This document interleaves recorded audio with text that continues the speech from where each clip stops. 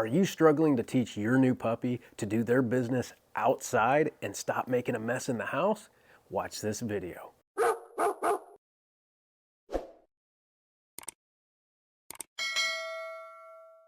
Hey folks, it's Adam with Outdoor Pet Solutions. Merry Christmas and a Happy New Year to you. I hope everyone had a fantastic 2025 and that 2026 will be even better for you.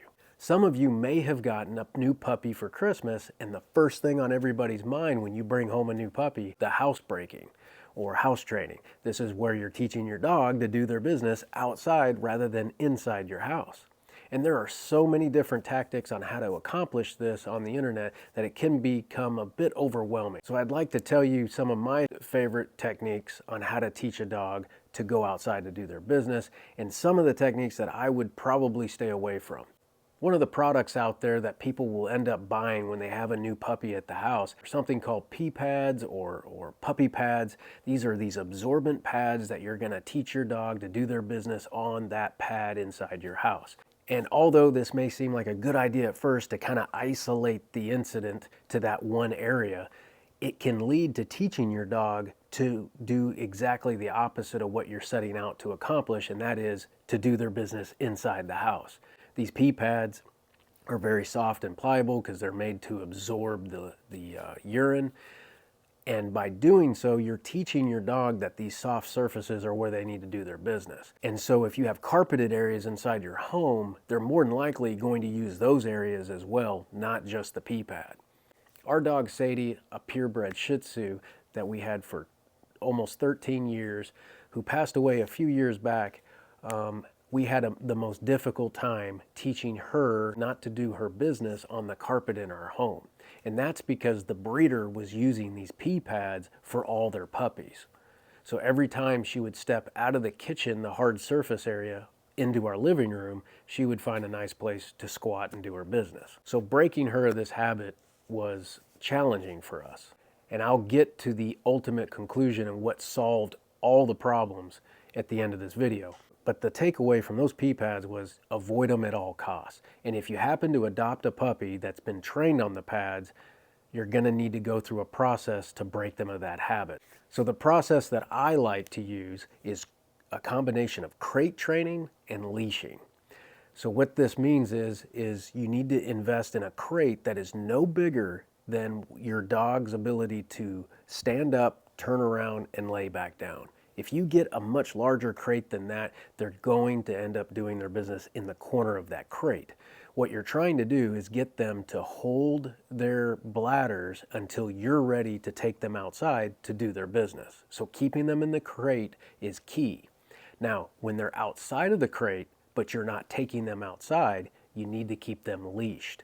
And not just leashed, but leashed to you, and on a very short leash. So as you're doing your housework or cooking or making your way around the home, or maybe you're just sitting and reading, you want the dog to be in close proximity of you. Reason is your puppy or your dog will more than likely not want to do their business if they're standing right next to you.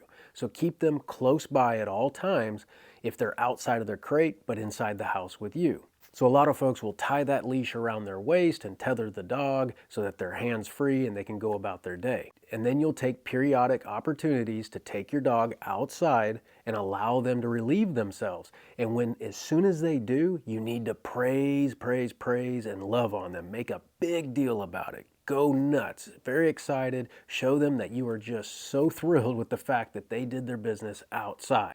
By following that process, you will be successful in your dog holding their bladder long enough to where they get an opportunity to go outside to do their business. Now, moving forward, a lot of folks, in order to let the dog out when they need to do their business, they'll hang bells or something on the back door, and you can train the dog to ring the bell when they're ready to go out. Because a lot of times they'll just go to that back door because that's the way you've gone to take them outside, and they'll sit there and wait. And if nobody pays any attention, they're eventually going to do their business right there by the door. So they've got the concept of going outside, they're just not getting the opportunity to go out when they need to go. And so with our dog Sadie, we had such a hard time because Shih Tzus are notorious for being difficult to housebreak anyway, and paired with the fact that she was trained on those pee pads from the breeder, we had our work cut out for us to train her to go outside when she needed to go. But what I learned was, just like us, if we need to go, there's only so long of a period of time in which we can hold our bladders to the point of no return, and we need to go ahead and take care of business. So installing a pet door solved all of these problems. If you are being challenged with teaching your dog to do their business outside and you're still having some accidents, more than likely you need a way for your dog to go outside when it's convenient for them to relieve themselves. Once we put the pet door in, all of those problems went away and we never had an accident inside the house ever again. Since then, Sadie has passed away and we now have Savannah, and she is now using that pet door to go outside and relieve herself. And the housebreaking process was just night and day different from Sadie, and so much easier because we already had the pet door installed for her, and so Savannah took right to it and has been doing her business outside ever since. So if you're looking for the best solution to solve the housebreaking issue, I suggest getting a pet door and installing it, allowing your dog to come and go when they need to. I've been installing pet doors for over 20 years here in the Middle Tennessee area, and there's really just one line of pet door that I prefer to install. It's the premium pet door option that I offer on my website. If you click the link down in the description, it'll take you to that product. If you're looking for a complete rundown and review of that product, I put together this video here to show you the very pet door I have in my home that Savannah uses today. And I review all the reasons of why I prefer this particular pet door over all the other ones on the market. Be sure to click the link down in the description, and the pricing that you see on the website does include ground shipping direct to you via UPS. And as always, thanks for watching. Goodbye.